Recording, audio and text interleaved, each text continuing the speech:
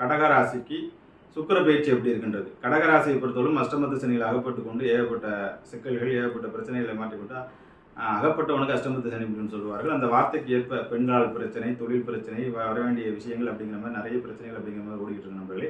இன்னும் சொல்ல போனால் கேள்விகள், அசிங்கங்கள் போன்ற விஷயங்களா இருக்கும். ஆனால் அடுத்த ஒரு 123 நாட்கள், அதாவது ஜனவரி 28லேருந்து மே 31 வரலும் மிகப்பெரிய வெற்றியை கொடுக்கும்.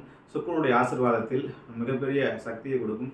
என்று கேட்டால் முயற்சி ஸ்தானம் நிறைய விஷயங்கள் தடைப்பட்டு கொண்டே இருக்கும். அந்த தடைப்பட்ட விஷயங்கள் தான் முயற்சி ஸ்தானத்தை சுக்கிரன் பார்ப்பதால் சுக்கிரன் பார்வைப்படக்கூடிய இடம். அதோடு மட்டுமல்ல பாக்கியஸ்தானம் என்று சொல்லக்கூடிய 9ஆம் இடத்தில் சுக்கிரன் உச்சமாகின்றார்.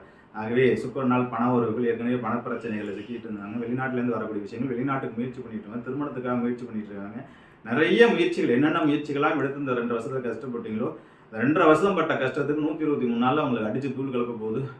எனக்கு சுக்கிரன் உச்சம்பா அப்படின்னு சொல்லிட்டு இருக்கு. ஆகவே திடீரென்று அதிர்ஷ்டத்தின் மூலியமாக திடீர்னு ஃபெமிலிசிட்டி, நிறைய நல்ல பெயர்கள், சமுதாயத்தில் அங்கீகாரங்கள், பெண்களால் ஏற்பட்ட அவப்பெயர்கள் எல்லாம் நீங்கி இந்த கடகராசி நண்பர்கள் எல்லாமே மிகப்பெரிய வெற்றியை, நீங்கள் எடுத்து வச்ச முயற்சிகளுக்கெல்லாம் 2 வருஷத்துல பட்ட கஷ்டங்கள் எல்லாமே ஒரு பெரிய வெற்றியை கொடுத்து